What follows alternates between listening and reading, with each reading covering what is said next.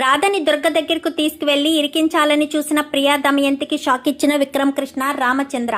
అసలు ఇదంతా ఎలా జరిగిందనేది వీడియోని స్కిప్ చేయకుండా చివరి వరకు చూడండి. నువ్వు లేక నేను లేను అప్కమింగ్ ఎపిసోడ్స్లో ఏం జరగబోతుందో ముందుగా తెలుసుకోవాలి అనుకుంటే వీడియోని లైక్ చేసి ఛానల్ని సబ్స్క్రైబ్ చేసుకుని పక్కనే ఉన్న బెల్ సింబల్లో ఆల్ పై క్లిక్ చేయండి. రాధా ఇద్దరు ఒక్కరేనని విక్రమ్ కృష్ణ తెలుసుకోవాలి అని మీరు కూడా కోరుకుంటే కామెంట్లో ఎస్ అని టైప్ చేయండి. మొత్తం మీద చూసుకున్నట్లయితే దుర్గ రావడంతో వీళ్ళకు ఒక అవకాశం దొరుకుతుంది. ఏదో రకంగా రాధని ఇంటి నుంచి బయటికి పంపించేయాలని తల్లి కూతుర్లిద్దరూ అనుకుంటారు. ఆ దుర్గని ఏదో రకంగా అడ్డు పెట్టుకోవాలి మమ్మీ, అది నన్ను చెంప మీద కొట్టిందనగానే ఆ దుర్గని అడ్డు పెట్టుకుని తర్వాత విషయం దాన్ని ఇప్పుడు ఇంట్లో లేకుండా చేస్తాను చూడు అంటూ చాలా కోపంగా అయితే రాధ గది వైపు వస్తుంది. అప్పటికే రాధ బాధపడుతూ ఉంటే పక్కన కూర్చుని ఓదారుస్తూ ఉంటాడు విక్రమ్. అయితే ఓదార్చేసరికి రాధ అంటూ గట్టిగా పిలవడంతో ఏమైంది, ఎందుకంత గట్టిగా కేకలు వేస్తున్నారు, ఇప్పుడు నా భార్య ఏం తప్పు చేసిందని అంత గట్టిగా కేకలు వేస్తున్నారు అని చెప్పి ఇంకా విక్కీ అడగడంతో నీ భార్య నా కూతుర్ని కొట్టింది, నా కూతుర్ని కొట్టవలసిన అవసరం తనకేముంది, నా కూతుర్ని కొట్టే స్థాయి తనదా, అసలు నా కూతురు మీద ఒంటి మీద చేయి చేసుకోవాల్సిన పని తనకేమొచ్చింది అంటూ గట్టిగా మాట్లాడుతుంది. మీ కూతుర్ని కొట్టింది అంటే ఖచ్చితంగా ప్రియ ఏదో తప్పు చేసే ఉంటుంది, అందుకే రాధ ప్రియను కొట్టింది, లేదంటే రాధ ప్రియని ఎందుకు కొడుతుంది, ప్రియను కొట్టింది అంటే కారణం లేకుండానే ప్రియను కొడుతుందా, మీరు అది అర్థం చేసుకోకుండా రాధ మీద ఎందుకు విరుచుకుపడతారు అనగానే ఏం మాట్లాడుతున్నావు విక్రమ్, నా కూతురు తప్పు చేసిందా అంటే నా కూతురు తప్పు చేస్తే నీకు భార్య తప్పు చెయ్యదా అని చెప్పనేసరికి నా భార్య ఏ తప్పు చేయలేదు, అనవసరంగా ఒకళ్ళ మీద నింద వేయదు, అనవసరంగా ఒకళ్ళ మీద ఏ నింద మోపదు, తను తప్పు చేసే మనస్తత్వం తనకు లేదు, మీరు ఏమనుకున్నా సరే అనేసరికి ఏంటి బాబు గారు ఏంటిదంతా, నా కూతురికి కానీ నాకు కానీ ఇంట్లో విలువ లేకుండా పోతుంది, అసలు ఎవరండి ఈ రాధ, ఈ రాధని ఈ విక్కీ పెళ్లి చేసుకువచ్చినంత మాత్రాన గొప్ప స్థాయిది అయిపోతుందా, ఆఫ్టర్ ఆల్ టీ కొట్టు అమ్మాయి ఇంటి కోడలంగా మారిపోతుందా, విక్కీని పెళ్లి చేసుకున్నంత మాత్రాన తన ఇంట్లో ఉండడానికి వీల్లేదు అంటూ ఇంకా చాలా కోపంగా మాట్లాడుతుంది దమయంతి. ఏం మాట్లాడుతున్నావు దమయంతి, తను విక్కీ భార్య కదా, ఇంట్లోంచి ఎలా వెళ్ళిపోతుంది అని అత్తగారు మాట్లాడేసరికి ఏంటత్తయ్య మీరు కూడా మారిపోయారా ఏంటి, ఈ రాధ మాయలో మీరు పడిపోయారా, ఎన్నైనా అనుకోండి ఈ రాధకు మాత్రం శిక్ష పడాల్సిందే, నా కూతుర్ని కొట్టినందుకు ఈ రోజంతా రాధ స్టోర్ రూమ్లో ఉండాల్సిందే అంటూ ఇంకా రాధ చేయి పట్టుకుని 2 అడుగులు ముందుకు తీసుకెళ్లేసరికి ఏం చేస్తున్నారో మీకు ఏమన్నా తెలుస్తుందా అంటూ ఇంకా విక్కీ అయితే అడుగుతాడు. చెప్తున్నాను కదా విక్కీ, నా కూతుర్ని కొట్టడం తను చేసిన తప్పుకి శిక్ష అనుభవించాల్సిందే, రాధ స్టోర్ రూమ్లో ఉండాల్సిందే అంటూ ఇంకా రాధ చేతిని పట్టుకుని స్టోర్ రూమ్లోకి లాక్కొని వెళ్ళిపోతుంది. నా భార్య స్టోర్ రూమ్లో ఉండదు అని చెప్పి ఇంకా విక్కీ అయితే గట్టిగా అనడంతో రాధ కనుక స్టోర్ రూమ్లో ఉండకపోతే మేము ఇంటి నుంచి వెళ్ళిపోతాము, మా బ్రతుకు మేము బ్రతుకుతాము, మేము ఇంట్లో ఉండవలసిన అవసరం లేదు, నా కూతుర్ని కొట్టింది దర్జాగా తిరుగుతూ ఉంటే మేము మాత్రం బాధపడుతూ ఒక మూలన పడుండాలా, అది తప్పు చేసింది కాబట్టి దాన్ని గదిలో ఉంచడానికి వీల్లేదు, ఈ రోజు రాత్రంతా అది ఇక్కడే ఉండాలి, నా మాట కాదని ఎవరైనా ఏదైనా చేస్తే నేను ఎంతకైనా తెగిస్తాను విక్రమ్ అంటూ దమయంతి కాస్త అక్కడి నుంచి వెళ్ళిపోయింది కదా, ఎలాగోలాగా రాదని బయటికి తీసుకొద్దామనుకుంటే తాళం ఒకటి తీసుకొచ్చి ఇంకా అందరినీ కూడా బయటికి లాగి తాళం వేసేస్తుంది. ఈ రోజు రాత్రంతా దానికి తిండి నిద్ర ఏమీ ఉండకూడదు, ఎవ్వరూ మంచినీళ్ళు కూడా ఇవ్వడానికి వీల్లేదని ఆ గదిలో పెట్టి లాక్ వేసేస్తుంది. ఇంకా లోపల కూర్చొని ఏడుస్తూ ఉంటుంది రాధ. నేను నా తండ్రిని కాపాడుకోవడానికి పెళ్ళి అనే అగ్రిమెంట్తో ఇంట్లో అడుగు పెట్టాను, ఈ ఇంట్లో వాళ్ళు నన్ను బ్రతకనిచ్చేటట్టు లేడు, ఆ దుర్గ వచ్చి నన్ను ప్రేమించాను, మేమిద్దరం ప్రేమించుకుని చట్టాపట్టాలేసుకుని తిరిగామంటూ వాడు చెప్తున్నాడు, నన్ను ఎవరూ మనశ్శాంతిగా బ్రతకనివ్వరా, నాకు ఎవరూ ప్రశాంతత ఉండనివ్వరా, నా పరిస్థితి ఏంటిది, నా బ్రతికేంటిది అని ఎంతగానో ఏడుస్తూ రాధ ఎంతగానో బాధపడుతూ ఉంటుంది. ఇంకా విక్రమ్ కూడా బయట చాలా బాధపడతాడు. ఏంటిది నాన్న, ఏంటి పరిస్థితి రాధకు, ఏంటి నాకేం అర్థం కావట్లేదు, నువ్వు ఆ దుర్గ విషయం ఏదో ఒకటి తేల్చి రాధ ఏ తప్పు చేయలేదు అన్న విషయం తేల్చకపోతే మాత్రం ఇంట్లో వాళ్ళు రాధను బ్రతకనివ్వరు. ముఖ్యంగా మీ అత్తయ్య దమయంతి ప్రియ కలిసి ఏదో ప్లాన్ చేస్తున్నారా, అందుకే ఇదంతా చేశారు. సరే నువ్వు వెళ్ళి పడుకో, ఒక్క రాత్రికే కదా అనగానే ఇది మళ్ళీ రిపీట్ అయితే మాత్రం నేను అస్సలు ఊరుకోను. నా భార్యకు పనిష్మెంట్ ఇవ్వడానికి వాళ్ళెవరు? తాళం వేశారు, తాళం పగలగొడితే ఇది తాత కట్టించిన ఇల్లు కాబట్టి ఏ చిన్న ఇది తగలకూడదు అన్న ఒకే ఒక్క కారణం చేత నేను ఈ ఇంటిని ఏమీ చేయలేకపోతున్నానని నిస్సహాయ స్థితిలో తన గదిలోకి వెళ్ళి తలుపు క్లోజ్ చేసేసుకుంటాడు విక్రమ్. అయితే నేను ఏం చేయలేని పరిస్థితిలో ఉన్నాను. ఒరే దుర్గా, నిన్ను మాత్రం వదిలిపెట్టనురా అనుకుంటూనే ఆ కిందే రాధను తలుచుకుంటూ కూర్చునే నిద్రపోతాడు. ఈ మరుసటి రోజు ఉదయాన్నే గబ్బగబ్బా వెళ్ళి చూసేసరికి తాళం వేసి ఉండదు, డోర్ ఓపెన్లోనే ఉంటుంది. ఓపెన్లో ఉండేసరికి రాధ బయటికి వచ్చేసిందా, అమ్మ రాధ ఎక్కడ అనగానే లేదురా నేను చూడలేదు అనేసరికి రాధ కనిపించట్లేదా అనగానే ఒరే విక్కీ, మీ అత్త రాధ ఇద్దరు కూడా ఎక్కడికో వెళ్తున్నారా, మీ అత్త రాధ ప్రియ ముగ్గురు కలిసి ఎక్కడికో వెళ్తున్నారా, రాధ రాను రాను అని ఎంత చెప్తున్నా రాధను తీసుకుని మరీ వెళ్ళారా వీళ్ళు అంటూ చెప్పేసరికి ఎప్పుడు వెళ్ళారు బా అని చెప్పాను. కానీ అప్పుడే తెల్లవారుజామునే వెళ్ళారు అనేసరికి ఏంటి వీళ్ళ ముగ్గురు తీసుకుని వెళ్ళారా, అసలు వీళ్ళిద్దరూ రాధను తీసుకుని ఎక్కడికి వెళ్ళుంటారు అని గదిలోకి వెళ్ళి ఆలోచిస్తూ ఉంటాడు. రాధ భర్తలా కాదు, ఒక పోలీసోడులా ఆలోచించు విక్కీ, పోలీసోళ్ళ బుర్ర పెట్టి ఆలోచించు అంటూ ఆలోచించేసరికి వాడి దగ్గరికే వెళ్ళుంటారు, ఖచ్చితంగా వాడి దగ్గరికి తీసుకెళ్ళుంటారని గబగబా అక్కడికి వెళ్తారు. వెళ్ళేసరికి ఇంకా అక్కడ ఎవరు ఉండరు, వాడు మాత్రమే గదంతా కూడా దాని ఫోటోలతో నింపేసి ఉంటారు. ఉదయాన్నే విక్కీ కోపంగా వెళ్ళడం చూసిన రామచంద్ర వెనకాలే రామచంద్ర కూడా వెళ్తాడు.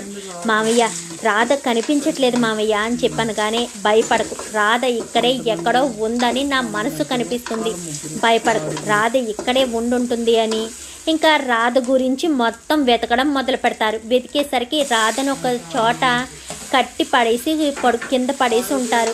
గదిలో ఎవ్వరు ఉండరు, చీకటిగా ఉంటుంది. రాధ ఊపిరి ఆ గది దగ్గరికి వెళ్ళేసరికి ఊపిరి ఎక్కువగా పీల్చుకోవడం తన చెవులకు స్పష్టంగా వినిపిస్తూ ఉంటుంది. ఎందుకంటే అంత సైలెంట్గా పిన్ డ్రాప్ సైలెంట్గా ఉంది కదా. సో రాధ ఊపిరి వినిపించేసరికి మామయ్య రాధ ఈ గదిలో ఉంది మామయ్య అనగాని గదికి లాకేసి ఉంది కదరా అని చెప్పాను. కానీ లేదు మామయ్య, రాధ ఈ గదిలోనే ఉంది, నా మనసు చెప్తుంది రాధ ఈ గదిలోనే ఉందని, ప్లీజ్ మామయ్య బద్దలు కొడదాం మామయ్య అని చెప్పాను. కానీ సరేనని ఆ రూమును కాస్త పగలగొడతారు. రూమును పగలగొట్టేసేసరికి రాధకు కాళ్ళు చేతులు కట్టేసి నోటికి ప్లాస్టర్ వేసి ఆ రూమ్లో ఉంటుంది. గబగబా వెళ్ళి రూమ్లోంచి బయటకు తీసుకొస్తాడు విక్కీ. తీసుకొచ్చి రాధకు మంచినీళ్ళు పట్టించడంతో రాధ విక్కీని పట్టుకుని ఏడుస్తూ ఉండడంతో ఎవరు తీసుకొచ్చారమ్మా నిన్నిక్కడికి అంటూ రామచంద్ర రాధను అడిగేసరికి ఆ ప్రియ దమయంతి గారే నన్ను ఇక్కడికి తీసుకొచ్చారు, ఎంత రాను అని చెప్తున్నా నా చెయ్యి పట్టుకుని మరీ లాక్కుని తీసుకొచ్చారు ఇక్కడికి అంటూ చెప్పడంతో ఇంకా రాధ అయితే చాలా ఏడుస్తూ విక్కీని పట్టుకుని ఏడుస్తూ ఉంటుంది. ఈలోపు క్లాప్స్ కొట్టుకుంటూ వస్తాడు. వచ్చేసరికి వాడు పేక పట్టుకుంటాడు. రే వదులు వాడిని నువ్వు ఇప్పుడు ఏం చేసినా అది ఇల్లీగల్ అవుతుంది. ఏంట్రా అసలు నీ ధైర్యం ఏంట్రా, నువ్వు ఏ ధైర్యంతో మా ఇంటి ఆడపిల్లను ఇక్కడ వరకు తీసుకొచ్చావు, ఏ ఇంటి ధైర్యంతో అనుకుంటూ ఉండగానే ఈ తల్లి కూతురు ఇద్దరూ ఒక చోట నిలబడి ఉంటారు. అదే సమయానికి దమయంతికి ఫోన్ రావడంతో దమయంతి అక్కడి నుంచి వెళ్ళిపోతుంది.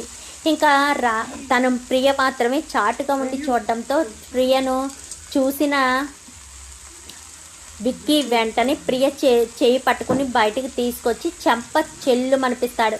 రాధని ఇక్కడికి తీసుకురావడానికి నీకెంత ధైర్యం, అసలు నా భార్య నా ఇంటి నుంచి ఎందుకు బయటకు తీసుకొచ్చారు, పెద్దది కదా అని మీ అమ్మకు విలువిస్తుంటే మీ అమ్మ ఇంకా నెత్తెక్కి కూర్చుంటుంది. మీ అమ్మని మాత్రం ఎట్టి పరిస్థితుల్లో వదిలిపెట్టను అనగానే నువ్వు నా జీవితాన్ని నాశనం చేసావు బావా, నిన్ను మాత్రం అంత ఈజీగా ఎలా వదిలేస్తాను అంటూ చెప్పడంతో చెంప పగలగొడతాడు. ఇంకా రామచంద్ర అయితే నోరు మూసుకొని ఇక్కడి నుంచి ఇంటికి పద అని గట్టిగా వార్నింగ్ ఇవ్వడంతో వెళ్ళిపోతాడు. చూడు దుర్గా, నీ మానాన్న నువ్వు బ్రతుకుతున్నావు, రాధ జోలికి రావద్దు, కాదు కూడదు అంటూ రాధ జోలికి వచ్చావనుకో, పోలీసులతో పెట్టుకున్నావు. ఒక సీనియరు ఒక జూనియర్ అయినా పోలీసులతో పెట్టుకున్నావు. నువ్వు మాత్రం పుట్టగతులు లేకుండా పోతావు. అది మాత్రం గుర్తుపెట్టుకో. నీ ఉనికి కూడా ఎవరికీ తెలియకుండా పోతుంది. నువ్వు ఏ పంతానికి మరి రాధను నీ వెనక ఏ ధైర్యంతో రాధ కోసం నువ్వు వచ్చావో, రాధ ఒక పోలీస్ ఇన్స్పెక్టర్ని పెళ్లి చేసుకుంది అన్న విషయం తెలిసాక కూడా నువ్వు వచ్చావో నాకు అర్థం కావట్లేదు. తెలుసుకుంటా, నీ అంచనాను నేను మించిన అంచనాలు వేయగలం మేము. అర్థమవుతుందా? నువ్వేదో అనుకుని ఏదో చేస్తున్నావేమో. నీ అంచనాలకు మించి మేము అంచనాలు వేస్తే నీ అంచనాలు ఎందుకు పనికి రాకుండా పోతాయంటూ వార్నింగ్ ఇచ్చి అక్కడి నుంచి కాస్త రాధని తీసుకుని ఇంటికి వస్తాడు. ఇంటికి వచ్చిన తర్వాత దమయంతి, ప్రియా అంటూ గట్టిగా పిలుస్తాడు. ఇంకా రామచంద్ర అయితే, ఏంటి బావగారు అని చెప్పాను కానీ, నువ్వు నా భార్యలాగా ఇంటి కోడలుగా అడుగు పెట్టావు కాబట్టి, మరదలంటే కూతురుతో సమానం కాబట్టి నీ ఒంటి మీద చేయి చేసుకోలేకపోతున్నాను. రాధను తీసుకెళ్ళి ఆ దుర్గ రూమ్లో కట్టి పడేయడం ఏంటి అని చెప్పాను కానీ, ఏం మాట్లాడుతున్నారు బావగారు అంటూ చెప్పేసరికి ప్రియా అంటూ ప్రియను తీసుకురావడంతో ప్రియ దొరికిపోయిందన్నమాట.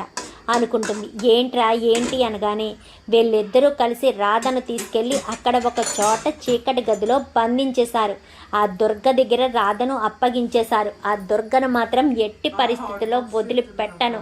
రాధ, నువ్వు లోపలికి వెళ్ళి ఫ్రెష్ అవ్వు అనగానే, ఏం చేద్దామనుకుంటున్నారు? నా రాధను చంపేద్దామనుకుంటున్నారా, లేక ఇంటి నుంచి బయటకు గెంటేద్దామనుకుంటున్నారా? రాధను మీరు ఎన్ని రకాలుగా ఏం చేసినా ఎలా చేసినా రాధను మాత్రం ఇంటి నుంచి బయటికి పంపించడం మీ వల్ల కాదు. రాధ నా భార్య అన్న విషయం మాత్రం మీరు మైండ్లోంచి తీయొద్దు. రాధను నన్ను వేరు చేయడం మీకు ఇంకో జన్మ ఎత్తిన అవకాశం లేదు. అయినా నా గురించి నా పెళ్లి గురించి మీకు అనవసరం. అర్థమవుతుందా? మీకేం సంబంధం లేదు. మీకు సమాధానం చెప్పవలసిన అవసరం కూడా నాకు లేదు. రాధను మాత్రం నేను ఎట్టి పరిస్థితుల్లో వదులుకోను. తను నా జీవిత భాగస్వామి అని చెప్పి గట్టిగా వార్నింగ్ ఇచ్చినట్టు ఇంకా రాధ గురించి గొప్పగా చెప్తాడు. చెప్పేసేసరికి, ఏంటి బావగారు అనగానే, ఈ మాటలన్నీ నేననాలమ్మా, చిన్నవాడైనా తనంటున్నాడు. అసలు ఈ మాటలన్నీ అనవలసింది నేను. నువ్వు ఎంత పెద్ద తప్పు చేస్తావని, ఎంత దారుణంగా ప్రవర్తిస్తావని అనుకోలేదు. నీకు ఒక ఆడపిల్ల ఉంది కదా, ఆ ఆడపిల్ల జీవితం ఈ రాధ జీవితం ఒకటని నువ్వు ఎందుకు అనుకోలేదు? ఏమన్నా రాధ వాడిని ప్రేమించిందా? వాడే కదా రాధ జీవితంలోకి రావడానికి ప్రయత్నిస్తున్నాడు. వాడు చెప్పింది నిజమో కాదో తెలుసుకోవాలి అన్న ఉద్దేశంతోనే కదా ధీరజ్ ఈరోజు బయటికి వెళ్ళాడు. ఆ విషయం గుర్తు తెచ్చుకోకుండా మమ్మల్ని ఎందుకు ఇబ్బంది పెడతారు?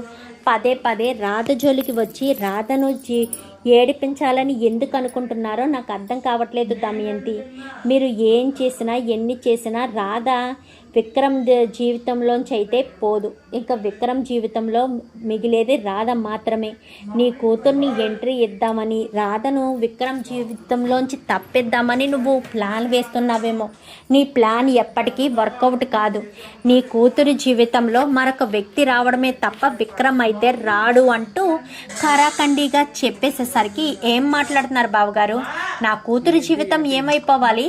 విక్రమ్ని పెళ్లి చేసుకోవాలి అని ఎన్నో ఆశలు పెంచుకున్న నా కూతురి భవిష్యత్తు ఏమైపోవాలి అంటూ మాట్లాడేసరికి, ఏదైనా కానీ నీ కూతురికి మరొక అబ్బాయినిచ్చి పెళ్లి చేయడమే తప్ప విక్రమ్ కృష్ణకి అటు రాధకు పెళ్లి జరిగిపోయింది. ఇది మాత్రం మైండ్లోంచి తీయొద్దు అంటూ గట్టిగా సమాధానం చెప్పి అక్కడి నుంచి వెళ్ళిపోతాడు.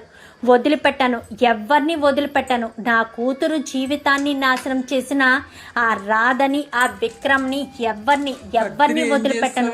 వాళ్ళు ఏం చేశారో, నా కూతురు జీవితాన్ని ఏం చేయాలనుకుంటున్నారో అన్నీ నేను గుర్తుపెట్టుకుని అందరికీ సమాధానం చెప్తాను అని చెప్పి ఇంకా దమయంతి అయితే తన కూతుర్ని తీసుకుని గదిలోకి వెళ్ళిపోతుంది. ఇంకా విక్రము సరాసరి రామలింగాన్ని తీసుకుని రాధ కేసుని పర్సనల్గా తీసుకోవద్దని మామయ్య చెప్పాడు. కానీ రాధ కేసులో ఎలాంటి మలుపు కనిపించట్లేదు. అసలు వాడెవడో, వాడి ఎక్కడి నుంచి వచ్చాడో, వాడి వెనక ఉన్న సపోర్ట్ ఏంటో అన్నీ కూడా నాకు తెలియాలి బావా. వెళ్ళి మొత్తం తెలుసుకో అని చెప్పి రామలింగాన్ని కాస్త పంపిస్తాడు. ఇంకా గదిలోనే కూర్చుని బాధపడుతూ ఉంటుంది. మధ్యాహ్నం భోజనం కూడా చేయదు. వెంటనే తల్లి సునంద అయితే విక్కీకి ఫోన్ చేస్తుంది. హలో విక్కీ అనగానే, ఏంటమ్మా? పాపం ఉదయం నుంచి తను పచ్చి మంచినీళ్ళు కూడా తాగలేదురా. గదిలో కూర్చుని బాధపడుతూనే ఉంది. పాపం తన బాధను ఎలా తీర్చాలో, ఏ రకంగా ధైర్యం చెప్పాలో నాకు అర్థం కావట్లేదు. తను అసలు ఏ తప్పు చేయలేదు. ఇంట్లో వాళ్ళు మాత్రం తనను అర్థం చేసుకోవట్లేదు. ముఖ్యంగా మీ మేనత్త వాళ్ళు మాత్రం అర్థం చేసుకోలేకపోతున్నారు. అయినా రాధని నువ్వు ఇష్టపడే పెళ్లి చేసుకున్నావు కదా, అలాగే తనకి కూడా ఎవరొకరిని ఇచ్చి పెళ్లి చేయడం మానేసి ఎందుకు నా కొడుకు కోడల జీవితాలతో ఆడుకుంటుందో అర్థం కావట్లేదురా అని చెప్పనేసరికి, సరేనమ్మా నేను వస్తున్నాను, నేను చిన్న పనిలో ఉన్నాను, వచ్చాక రాధకి నేను భోజనం పెడతానులే, నువ్వు కంగారు పడొద్దు అని చెప్పి ఇంకా తన తల్లి ముందైతే చెప్తాడు. పాపం రాధ, నన్ను క్షమించు రాధా, మీ నాన్న తప్పు చేయలేదు అని నిర్ధారించే అన్నీ నా దగ్గర ఉన్నాయి, కానీ నేను ఏది బయట పెట్టలేకపోతున్నాను. అలా బయట పెట్టిన మరుక్షణం మీ నాన్న నిర్దోషిగా బయటికి వస్తాడు. అలా మీ నాన్న బయటకు వస్తే నువ్వు నా ఇంటి నుంచి ఎక్కడ బయటికి వెళ్ళిపోతావో, అగ్రిమెంట్ రద్దు అంటూ ఎక్కడ మాట్లాడతావో అన్న భయంతోనే నేను ఏమీ చేయలేకపోతున్నాను అంటూ ఇంకా నీ జీవితాన్ని నాశనం చేసిన దాన్ని నేనే, చేసిన వాడిని నేనే అనుకుంటా రాదా, చక్కదిద్దుతాను, నీ జీవితాన్ని చక్కదిద్దుతాను, మళ్ళీ నువ్వు ఇంతకు ముందులా సంతోషంగా ఉండేటట్టు చూసుకునే బాధ్యత నాది రాధా అంటూ ఇంకా విక్కీ అయితే రాధతో రాధ ఇంటి దగ్గర బాధపడుతుంటే విక్కీ అక్కడ బాధపడతాడు. గబగబా ఇంటికి వస్తాడు. ఇంటికి వచ్చిన తర్వాత వాళ్ళ అమ్మ దగ్గరికి వెళ్ళి భోజనం తీసుకువెళ్ళి తిను రాధా అని చెప్పాను, కానీ ఏం మిగిలిందని తినాలి, నా జీవితం ఎటుపోతుందో నాకు తెలియడం లేదు, నేను ఈ ఇంటికి ఏ అవసరం మీద వచ్చానో, నాకు ఈ ఇంట్లో పడుతున్న శిక్షలేంటి, ఆ దుర్గ ఏంటి నా జీవితంలోకి వచ్చాడు, నాకు ఇవేమీ అర్థం కావట్లేదు, ప్రాణాలు పోతాయా అన్నట్టు భయమేస్తుంది, నాకు మా నాన్న పక్కనుంటే అనేసరికి, మీ నాన్న ఇచ్చేంత ధైర్యం నేను ఇవ్వలేదా నేను నీకు ధైర్యం ఇస్తాను, నువ్వు దీని గురించి ఆలోచించొద్దు అంటూ ఇంకా తన భుజం మీద అలా తలవాల్చుకుని ఇంకా అలా కొంతసేపు ఉన్న తర్వాత ముందు భోజనం చెయ్యి అని చెప్పి తనే భోజనం కలిపి తినిపిస్తాడు. నాకొద్దు అంటూ అన్నా కానీ ఒక్క ముద్ద తిను, నేను తినలేదు, నాకు ఆకలిగా ఉంది, నువ్వు నేను తిందామని తీసుకొచ్చాను అనేసరికి, మీరు తినండి, నాకొద్దు అనగాని, నువ్వు తినకుండా నేను ఎలా తింటాను చెప్పు, నేను ఇంటికి తీసుకొచ్చాను, నిన్ను పట్టించుకోకుండా నా కడుపు నింపుకుంటానా, ముందు భోజనం చెయ్యని ఇంకా తనకు తినిపిస్తూ ఉంటాడు.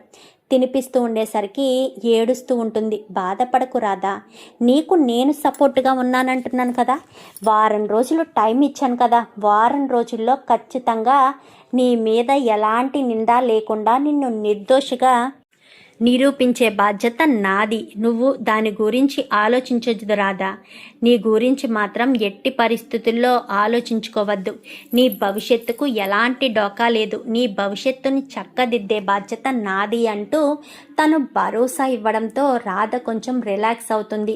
కడుపు నిండా భోజనం చేసేసరికి రాధను తన ఒడిలోనే పడుకోబెట్టుకుని సొంత భార్యను ఏ రకంగా అంటే వాళ్ళిద్దరూ భార్యాభర్తలే కావచ్చు, కానీ అగ్రిమెంట్ కదా, వాళ్ళిద్దరూ ఒకరినొకరు ముట్టుకునే పరిస్థితి కాదు కదా, అయినా సరే విక్రమ్ అయితే తన భార్యని తన ఒడిలో పడుకోబెట్టుకుని ఇంకా తల నిమురుతూ జోకొడుతూ పడుకో అని చెప్పి అలాగే ఇద్దరు పడుకుని పోయేసరికి కొంచెం సేపటికి సునంద జ్యూస్ తీసుకుని వస్తుంది. అక్కడే చేయి కూడా కడుక్కొని ఎటు వెళ్ళడు. జ్యూస్ తీసుకుని వచ్చేసరికి ఇంకా రాధేమో విక్కీ ఒళ్ళో పడుకోవడం, విక్కీ ఏమో రాధ ఒంటి మీద అలా తల పెట్టుకు పడుకోవడం చూసి ఇంకా అక్కడ ఏం మాట్లాడకుండా వాళ్ళని ఎందుకు డిస్టర్బ్ చేయడం, రాధ బాధలో ఉంది కాబట్టి విక్కీ ఓదారుస్తున్నాడని జ్యూస్ కూడా అక్కడి నుంచి తీసుకుని ఆ కంచం కూడా తీసుకుని అక్కడి నుంచి వెళ్ళిపోతుంది. ఏంటి సునంద, జ్యూస్ పట్టుకెళ్ళి వెనక్కి తెచ్చేస్తున్నావంటూ నందగోపాల్ అడగడంతో ఏం చెప్పమంటారు, రాధ బాధపడుతుంది కదా, వాడు రాధని ఒడిలో పడుకోబెట్టుకుని ఓదారుస్తున్నాడండి. వాళ్ళనెందుకు డిస్టర్బ్ చేయడం, పడుకున్నారు అని చెప్పాను. కానీ సరే సరే లేచాక అప్పుడు వాళ్ళే తాగుతారు, నువ్వు వాళ్ళని డిస్టర్బ్ చేయకు అని ఇంకా వచ్చేస్తారు. ఇంకా ఈ సునంద మాత్రం ఎట్టి పరిస్థితుల్లో వదిలిపెట్టకూడదు అనుకుంటుంది. సారీ దమయంతి మాత్రం.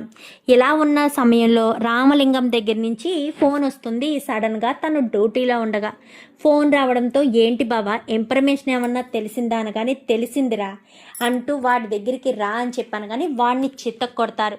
చితక్ కొట్టేసరికి ఏంటి నువ్వు అక్కడ ఆ అమ్మాయి జీవితాన్ని నాశనం చేసావా, ఈ ఒక్క కేసు చాలురా నువ్వు ఎంత వెదవో తెలుసుకోవడానికి మాట్లాడేసరికి అంటూ వాడిని చితక్కొట్టి ఆ కంప్లైంట్ కాఫీ ద్వారా ఆ అమ్మాయి వాళ్ళ ఇంటికి వెళ్ళి తనకు ధైర్యం చెప్పి తన ద్వారానే కేసు ఆల్రెడీ వేశారు కదా, ఆ కేసుని కోర్టులో పెట్టి వాణ్ణి కాస్త అరెస్ట్ చేయిస్తారు. ఆ అరెస్ట్ చేసిన వీడియోనంతా కూడా తీసుకొచ్చి వారం రోజులు మీరు నాకు టైం ఇచ్చారు, నేనంత టైం తీసుకోదలుచుకోలేదు, ఎందుకంటే నా భార్య తప్పు చేయలేనప్పుడు నేనెందుకు అంత టైం తీసుకుంటాను, నా భార్య తప్పు చేయలేదని నేను నిరూపిస్తున్నాను. ఇదిగోండి వాడు ఎంత ఎదవన్నది. వాడు ఇక్కడ రాధలాగే అక్కడ వేరే అమ్మాయిని కూడా ఇబ్బంది పెట్టాడు. ఆ అమ్మాయి వాళ్ళ నాన్న కంప్లైంట్ ఇచ్చాడు, కంప్లైంట్ కాపీ. అలాగే వాడు ఇప్పుడు జైల్లో ఉన్నాడు, వాడికి శిక్ష పడేటట్టు చేశాము. వాడు జైలు నుంచి వచ్చాక జీవితాంతం జైల్లోనే పడి ఉండేటట్టు చేయడం మాకు పెద్ద పనేమి కాదు. వాడి గురించి నేను చాలా తక్కువ అంచనా వేశాను. వాడు ఎంత తెగించి వచ్చాడో ఇప్పుడు చెప్పండి. వాడు అమ్మాయిల జీవితాలతో నా ఆడుకునే వెధవ నా భార్య జోలికి వస్తే చూస్తూ ఎలా ఊరుకుంటాను. అందుకే వాడిని అరెస్ట్ చేయించాను. నా భార్య నిజంగా తప్పు చేసిందా, అలాంటి వెధవని ప్రేమించిందనుకుంటున్నారా? వాడికి అమ్మాయిల్ని టార్గెట్ చేసి వాళ్ళని ఈ రకంగా ట్రాప్ చేయడమే వాడి పని అంటూ ఇంకా మొత్తం విషయం అంతా కూడా అందరికీ అర్థమయ్యేటట్టు చెప్పి ఇప్పుడు మాట్లాడదాం ఏంటి, ఇప్పుడు మాట్లాడు. రాధ మీద నింద వేసావు కదా, రాధ తప్పు చేసింది అంటూ మాట్లాడావు కదా, రాధ ఏ తప్పు చేయలేదని తెలిసిందా? రాధను చూసి ఇప్పటికైనా అర్థం చేసుకోండి, రాధ తప్పు చేయలేదని. మీరు పదే పదే నిందలు వేస్తే మాత్రం అస్సలు ఊరుకోను అని ఇంకా చెప్పేసి అక్కడి నుంచి కాస్త రాధా నువ్వు లోపలికి వెళ్ళు, నువ్వు తప్పు చేయలేనప్పుడు నువ్వెందుకు భయపడాలి, లోపలికి వెళ్ళమ్మా రాధా అని చెప్పనగానే లోపలికి వెళ్ళిపోతుంది రాధ. ఇంకా చాలా సంతోషపడిపోతుంది రాధ. లోపలికి వెళ్ళడంతో కొద్దిసేపటికి లోపలికి వెళ్తాడు విక్కీ లోపలికి వెళ్ళేసరికి వెంటనే రాధ విక్కీని హత్తుకుని చాలా థ్యాంక్స్, నేను తప్పు చేయలేదని నిరూపించారు, నాకు చాలా సంతోషంగా ఉంది, నాకు చాలా హ్యాపీగా ఉందని ఇంకా తెగ సంబరపడిపోయేసరికి రాధా అని చెప్పి అనేసరికి చాలా చాలా థ్యాంక్స్ అండి, మీరు నాకు నా జీవితాన్ని నిలబెట్టారు, నా మీద పడ్డ నింద కాదు, నిజం కాదు అని మీరు నిరూపించారు, అంతకు మించిన సంతోషం నాకేమీ లేదు, నాకు చాలా చాలా సంతోషంగా ఉంది అని రాధ హత్తుకునేసరికి ఇంకా విక్రమ్ కూడా కూల్ నీ మీద నింద పడితే నేను చూస్తూ ఎలా ఊరుకుంటాను రాధా, ఊరుకోను కదా, నీ జీవితాన్ని చక్కదిద్దాల్సిన బాధ్యత నాది, నీ జీవితాన్ని జాగ్రత్తగా చూసుకోవాల్సిన బాధ్యత నాది, నీ మీద